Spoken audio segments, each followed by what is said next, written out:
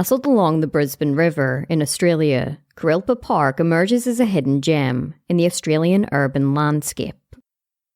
This small oasis boasts winding footpaths and cycle trails beneath the William Jolly and Kurilpa bridges, creating a tranquil retreat for those seeking respite from the city buzz.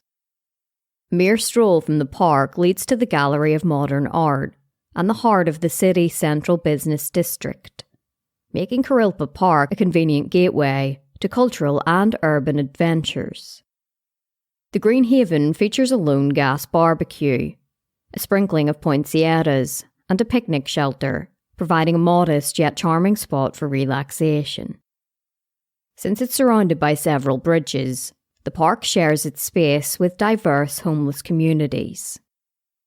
In close proximity, a Catholic Ozcare hostel caters to homeless men and individuals recently paroled from prison for various crimes, even including murder and rape.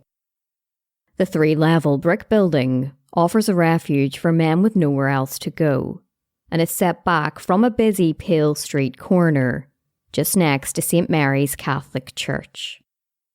In addition to being a hostel, the building houses a busy parole programme and serves as a temporary home for some of society's most damaged and dangerous men.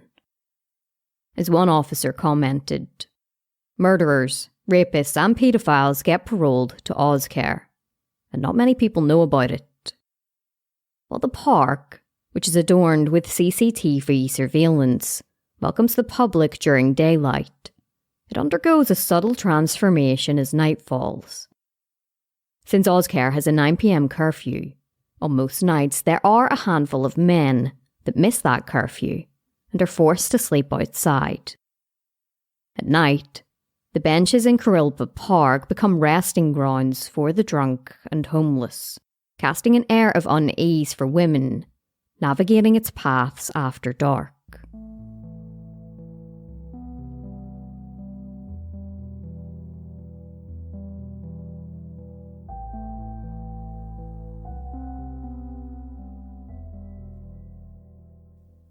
Around 10,000 miles away from Brisbane is the quaint village of St. Julien-Mont-Denis in the French Alps. The village is embraced by alpine scenery and boasts stunning views of snow-capped peaks, valleys and meadows.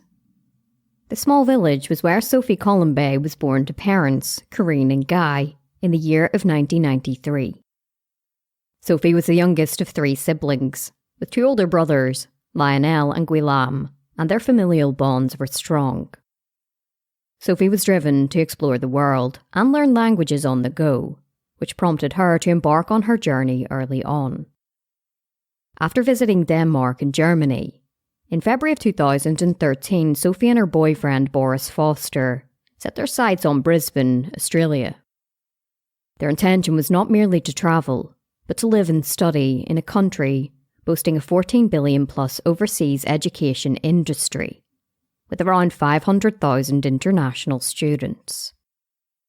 Choosing Brisbane, the 3rd most popular destination for international students after Sydney and Melbourne, the couple settled into an apartment close to Griffith University. Sophie was enthusiastic about her educational pursuit, and she enrolled in a master's degree in international business, quickly making friends. Among them was Nahad Hussein from Iraq, who described her as a very smart woman who was always at the top of the class. Sophie was known for her vibrant and friendly personality, and she always made sure to chat with the strangers at the bus stop as she travelled to and from school. They always remembered her for her French accent. Adjusting to her new life in Australia, Sophie ensured regular contact with her family through Skype every Sunday, and she always expressed her love for Australia. However, in May of 2014, Boris's visa expired and he had to return to France alone. While Sophie initially hesitated to stay in Australia by herself, the limited time left in her final year at university prompted her to continue her studies. To support herself, she took on various odd jobs, such as private French tutoring, cleaning, and waitressing in local cafes. With Boris back in France, Sophie moved in to view apartments on the CBD fringe, sharing this space with other young individuals, including Takeshi Furukawa, who came from Brisbane from Japan. Sophie and Takeshi formed an instant connection, navigating the cultural nuances with an effortless friendship that transcended borders.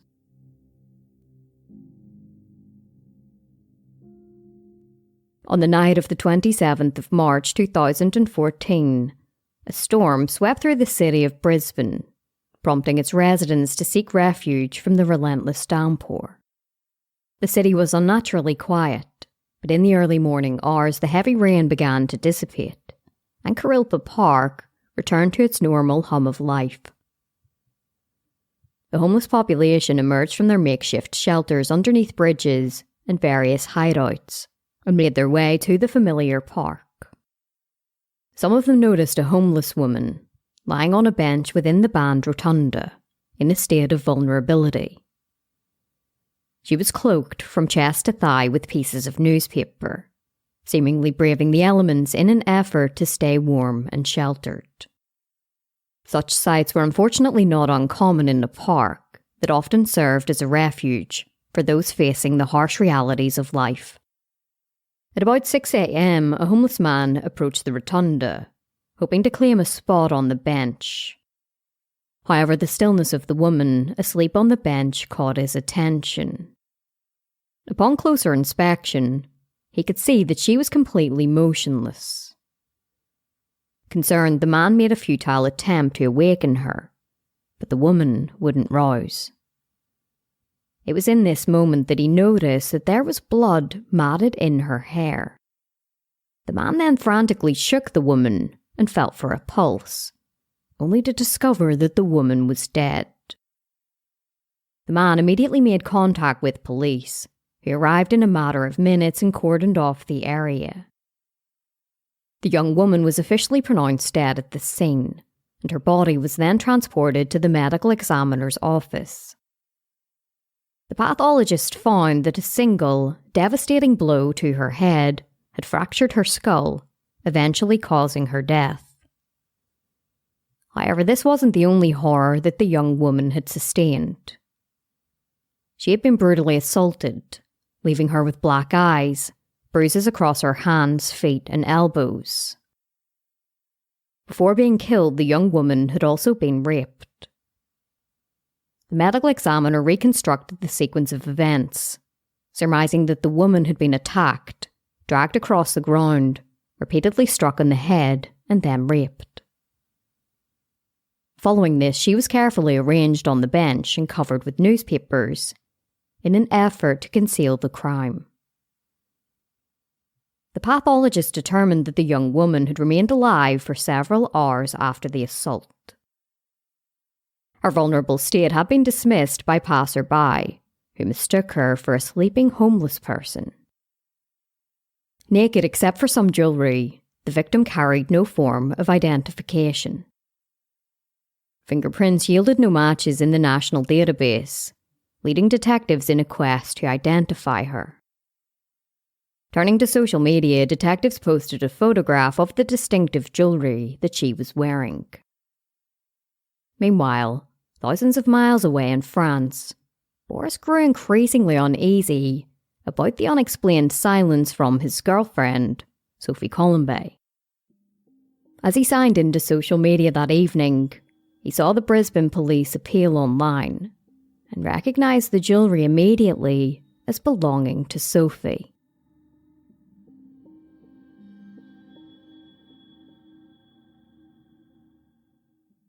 After hearing from Boris, who provided detectives with a photograph of Sophie, the woman on the bench in the park was formally identified as Sophie Collombet.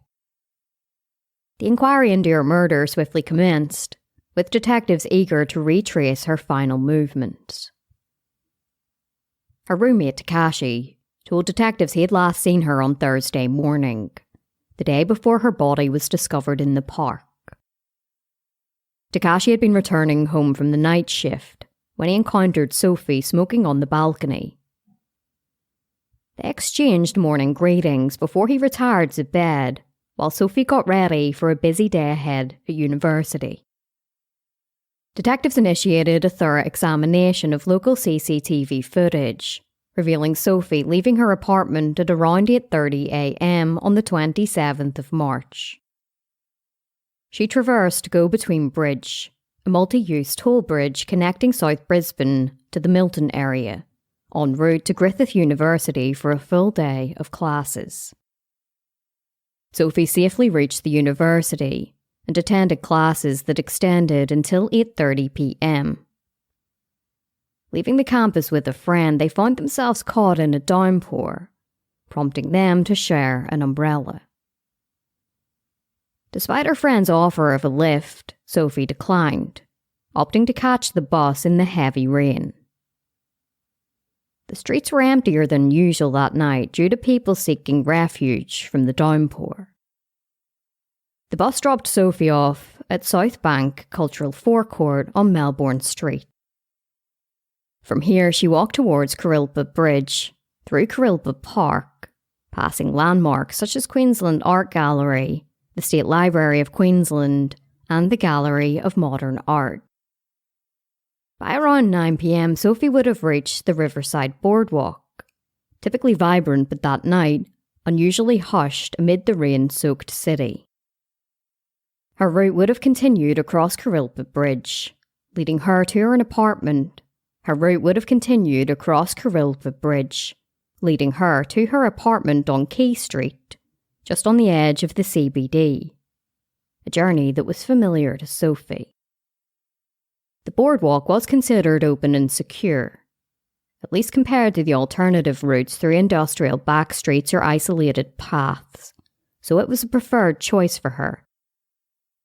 Typically, however, somewhere along this well-trodden path, Sophie crossed paths with her killer. Unfortunately, there was no CCTV coverage along this particular route, leaving detectives with a challenging gap in surveillance. Captured on CCTV, Sophie appeared in long, dark pants, black ankle boots, a sleeveless knitted beige shirt, and carried a white shoulder bag containing essentials such as her iPad, a BlackBerry phone, and her purse.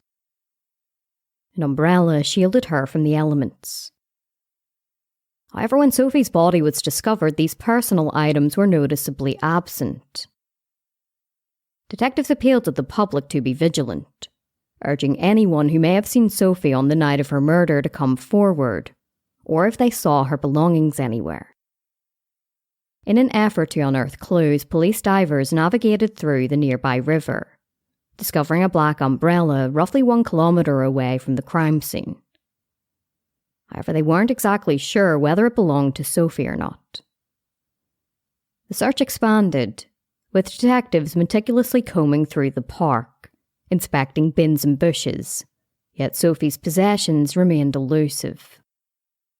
As days passed without a breakthrough, detectives grew increasingly concerned that the killer could strike again. It was apparent to detectives that Sophie was attacked as she walked home alone in the night, raising the possibility that the killer was an opportunistic one. The heavy rain that night had made the area more desolate than usual, meaning that there was likely no witnesses, hampered visibility, and it was possible that the sound of heavy rain had drowned out Sophie screaming for help. Because of the seemingly random and brutal nature of the murder, it seemed likely to detectives that the killer could be on the search for another victim. As Detective Inspector Rod Kemp said, anyone who could do this kind of thing is obviously an extreme threat. It was raining heavily during that night, yes. She, in fact, was seen walking from the bus with an umbrella, a shoulder bag. You would think there was a lot of people around, albeit it was raining heavily. So, yeah, no, it is. It's shocking. I don't think there's anything to suggest you could put a tag of a foreign student on. I think she was just in the wrong place at the wrong time. Some rumours began circulating that Sophie was targeted because she was a foreign student. But detectives said that there was no evidence to suggest this. They noted that Sophie spoke good English, and she dressed like a local. The murder weapon and Sophie's clothing still hadn't been found, so detectives set up a post at the Riverside Park where she was found. Over the course of the next 12 hours, they interviewed every single person who came into the park and asked whether they had seen anybody or anything suspicious that night. As detectives continued in their investigation, Detective Kemp stressed that while the murder was horrific, he still believed that Brisbane was a safe place. This was echoed by State Premier Campbell Newman, who stated, "I believe it is safe not only for students, but safe for Brisbane residents." Sophie was actually the fourth international student to be murdered in Brisbane in recent months, but detectives stressed that there was no link between them. Around a month earlier, Singapore student Mentachi Naranyanan was stabbed to death in a hotel room on Brisbane's south side. Her 31-year-old boyfriend was charged with her murder. Then in November the year before, Korean youth exchange participant NG Bam was dragged into the city's central parklands while walking to her cleaning job and killed. A 19-year-old man named Alex McEwen had been charged with her murder.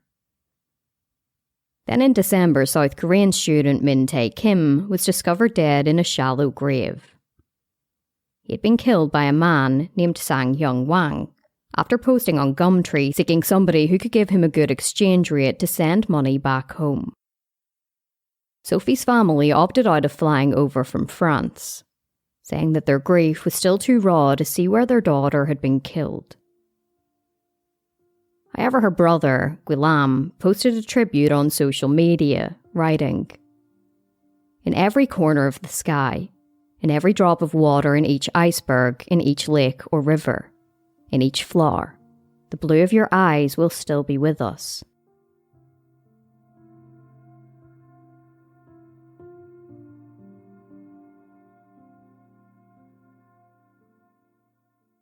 Detectives continued scouring through CCTV footage from various buildings in the area to see if they could identify a person of interest. Thus far, not a single piece of evidence was found that could point them in the direction of Sophie's killer. As they searched through the hours of footage, they found grainy images of a man near the murder scene both before and after it took place. He was around 180 centimetres tall, with fair hair and hazel eyes, and he was dressed in a black singlet with long dark pants. He was seen in the park where Sophie was killed, yet he hadn't come forward despite numerous appeals. Intrigued by the possibility that he might have witnessed something crucial that night, detectives embarked on a mission to identify and locate this man. As they searched for the unidentified man, they attempted to retrace his movements that night. Further CCTV footage captured the man taking a train from South Brisbane Station to Bowen Hill Station at 11:23 p.m. after Sophie was killed. From here, he was last seen heading towards Abbotsford Road. Detectives turned their attention once more to Kurilpa Park, specifically the transient men who often hung out there. They spoke to one man who said he had been drinking at the rotunda where Sophie's body was found earlier in the night before she was killed. He said that he was in the company of a man named Ben, who lived in the Ozcare hostel, just a stone's throw away from the park. Detectives made their way over to the hostel, armed with the information they had gathered thus far. According to staff, the man in the footage looked exactly like 25-year-old Benjamin James Millward. They said that he had been staying with them for the past couple of weeks, but had since seemingly disappeared. The last time that he was seen was the night that Sophie was killed, and he had apparently left in a hurry, leaving behind all of his clothing and possessions.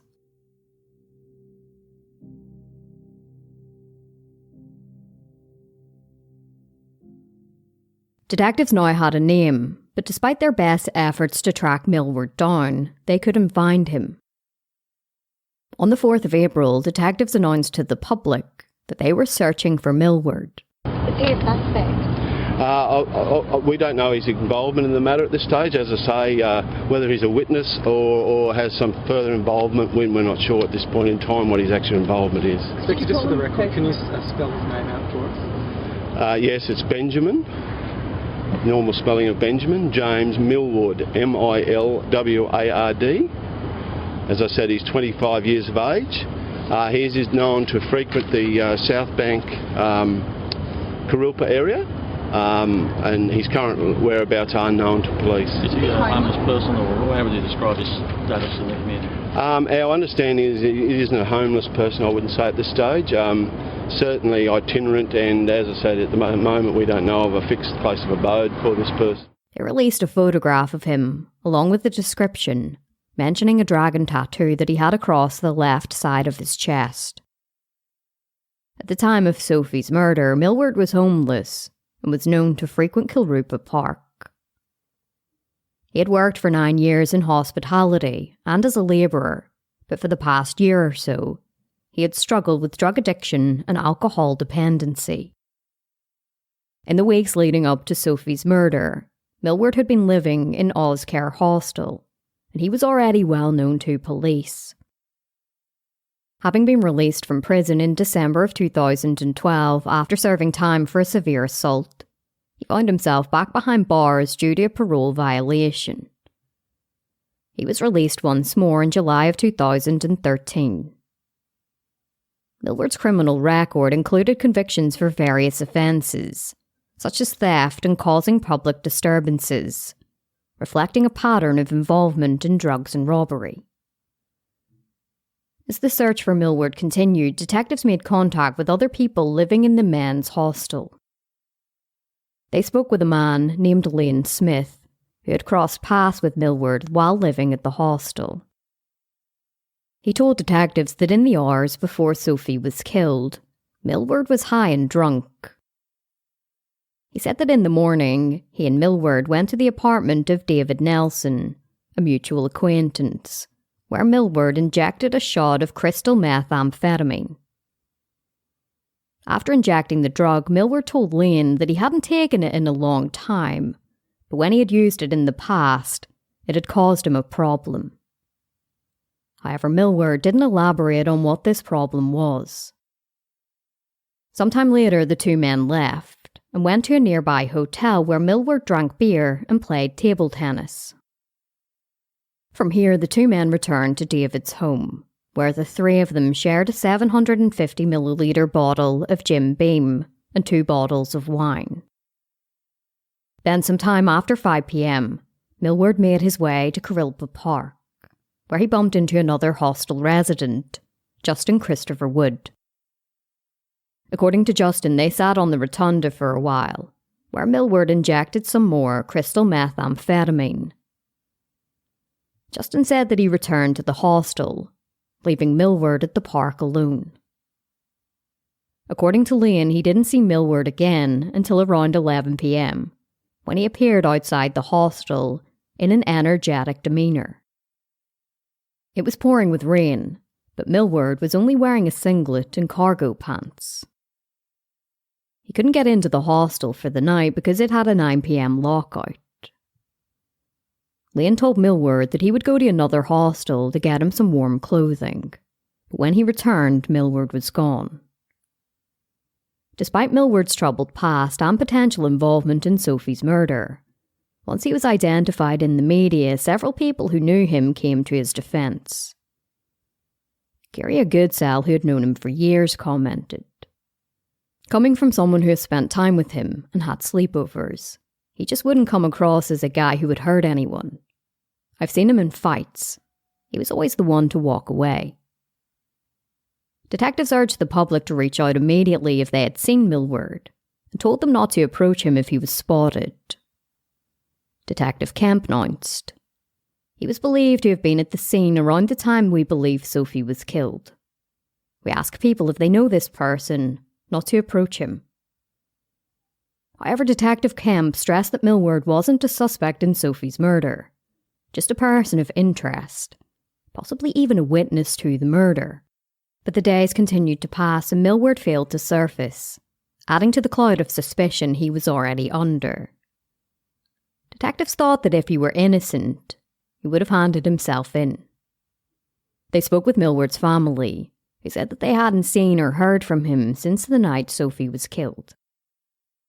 In an effort to trace him, his family made pleas across social media for him to hand himself in, so that he could be ruled out of the investigation if he were indeed innocent. His cousin, Mel Millward Tyrrell, posted on Facebook, "If anyone has seen my beloved cousin Benny, please contact the police. Love you, Benny. Everything's going to be okay." His aunt, Tara Douglas, also appealed to him on Network 10, stating, "We're not going to let you be out there by yourself, but you haven't been found guilty of anything yet, Ben, and we need to sort that out." His mother, Diane, also begged him to hand himself in, and asked him to call and sort it out for the sake of Sophie's family. She said what most of the community was already thinking. The longer it goes on, the more people are starting to believe he must have done it.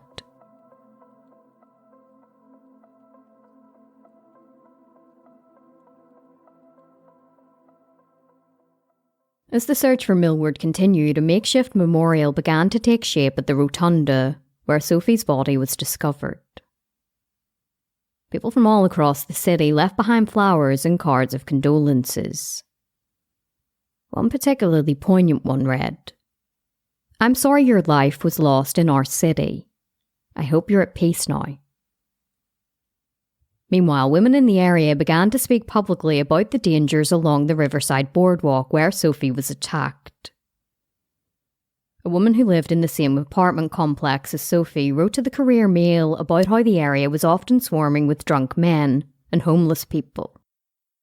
She wrote, "This happens day and night where Sophie was.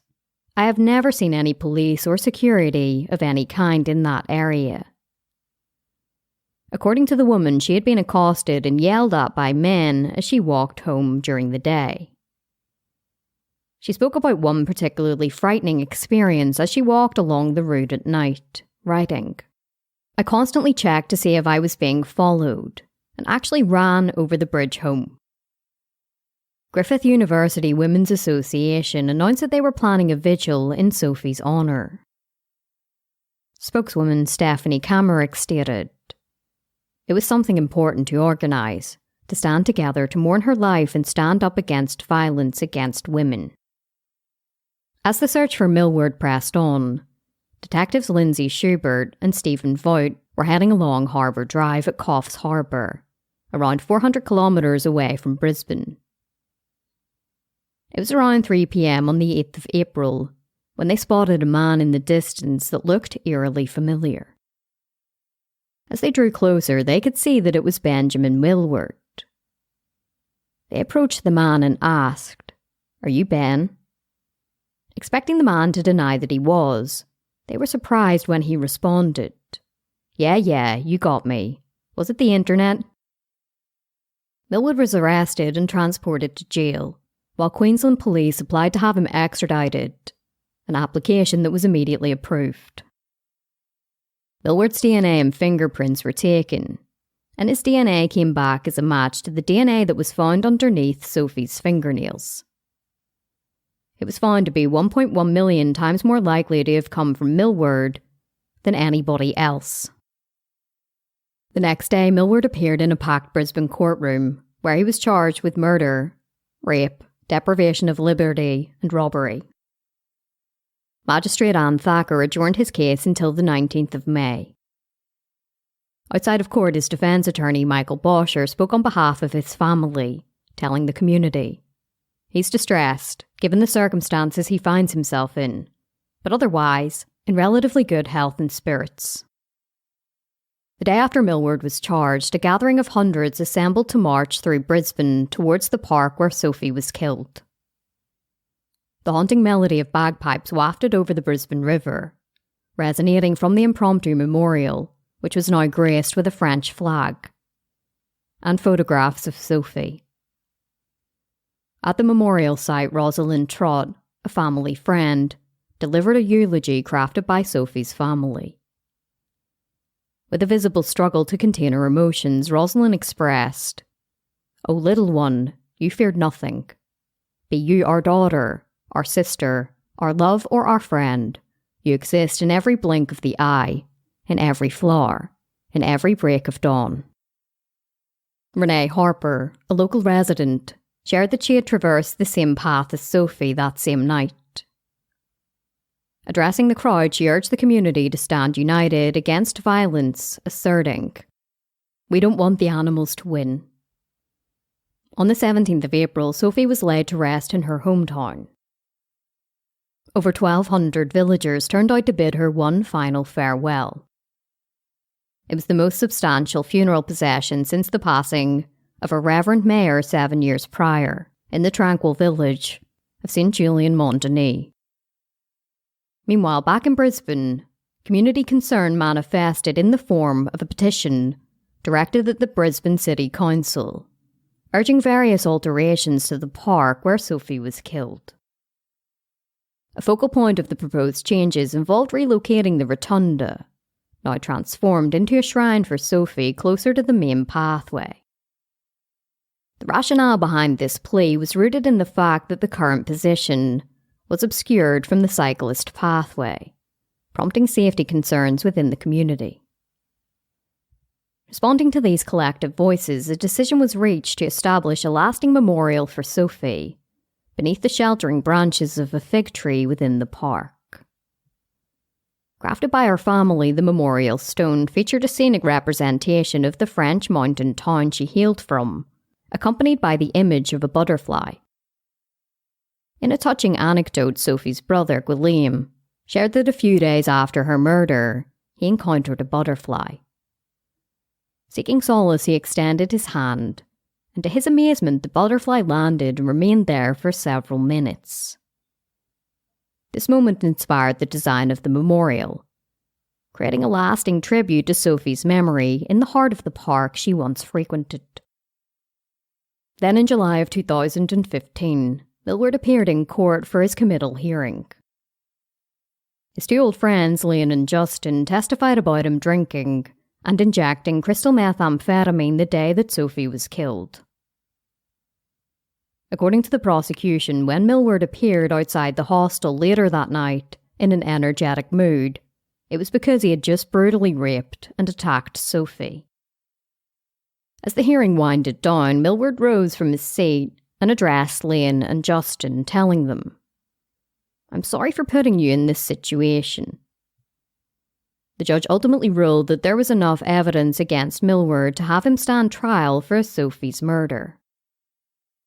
On the 11th of October 2016, Millward appeared in court where he pleaded guilty to the rape and murder of Sophie. Sophie's brother was sitting in the public gallery to face Millward for the very first time. Following the court proceedings, her brother shared that the rest of the family would be flying in from France to witness the sentencing, which was scheduled for later in the month. Amidst this emotional context, Millward's mother, Diane, offered her perspective. Expressing a complex mix of emotions, she conveyed her son's remorse while adding a surprising note of pride in his acknowledgement of guilt, stating, "I'm actually quite proud that he has owned up to it, and he's not trying to fight it or deny it." Diane went on to attribute her son's actions that night to the influence of drugs, asserting her belief that they were to blame for his behaviour. Millward returned to court on the 26th of October, where more details of the case were presented. After brutally attacking and raping Sophie, Millward had told her that he was going to get her help. He left her on the bench and covered her with newspapers. Instead, however, he threw her possessions into the river and then fled from the state, leaving her to slowly die alone. Millward accepted what he had done, but he couldn't say exactly why he had done it, other than to blame the crystal methamphetamine. During his interview with detectives, he had said, "What I've done is just fucking horrible. I didn't intend for nothing to happen," before admitting that he was a bit of a sex addict. Sophie's family had flown over from France to provide victim impact statements. Her two brothers read a collective statement describing their endless grief. We have lost sleep, the enjoyment of life, and the desire to move forward. We are in a state of physical and moral exhaustion.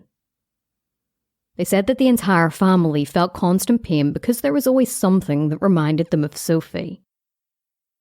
Her mother, Corinne, said that she had no motivation to make any plans for the future, while her father, Guy, said that nothing could fill the void his daughter's murder had created. Sophie's boyfriend, Boris, tearfully said, "All my nights are haunted by memory and nightmares. Sophie and I had plans for the future. We set dreams." Justice Anne Lyons condemned Millward's cowardly attack, telling him, "Nothing can ever diminish the enormity of your appalling actions on that night." She continued, telling him, "To your credit, you admitted when you were arrested that you had been in the park consuming ice on the night. You admitted to police that what you had done was horrible. You admitted to using ice and speed for the previous 3 years. You had been staying in a nearby homeless person's hostel. You had consumed both alcohol and drugs on the day and had obtained about 3 points of ice during the day. You recalled shooting up a couple of points around lunchtime and then having some more after you purchased it later in the day. You told police you could recall sexually assaulting a young woman around 9 o'clock. You had covered her with a jumper, and when you left, she was alive. You admitted you threw her possessions in the river and left her for dead. You also disposed of your phone and clothing. Your fingerprints and DNA were found at the scene. You abandoned a severely injured woman. Your actions simply defy belief." She then sentenced Millward to life in prison with a minimum of 20 years for her murder. For the rape, he was given a 15-year sentence that was to be served concurrently. In handing down the sentence, the judge said, "You allowed your sexual desires to overwhelm you. You focused solely on your interests. You had no regard for Miss Collombet. Your actions were cowardly. You attacked a woman alone in a park. You were affected by ice and you had been drinking. That is no excuse. You chose to take those substances." As Millward was escorted out of the courtroom to begin serving his sentence, he glanced over towards Sophie's family and quietly said, "I'm so sorry." Sophie Collombet had travelled from her hometown in France to Brisbane in Australia, with the purpose of bettering her future. She was just 1 month shy of completing her master's degree and had ambitions to return to France to be with her boyfriend and family. In her eyes, Brisbane was meant to be a city of opportunity and safety. But on the last night of her life, her path intersected with that of Benjamin Millward, a transient man spiralling down a dark trajectory.